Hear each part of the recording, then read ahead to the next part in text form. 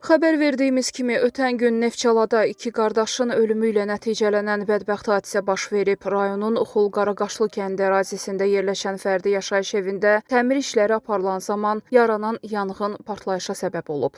Partlayış dalğasının təsirindən evdə yaşayan 2001-ci il təvəllüdlü Əzizov Bayram Bəyləroğlu və onun qardaşı 1995-ci il təvəllüdlü Əzizov Babək Bəyləroğlu həlak olub. Qeyd edək ki, partlayışa döşəməyə dolğu vurulan zaman siqaretin yandırılmasının səbəb olduğu bildirilir.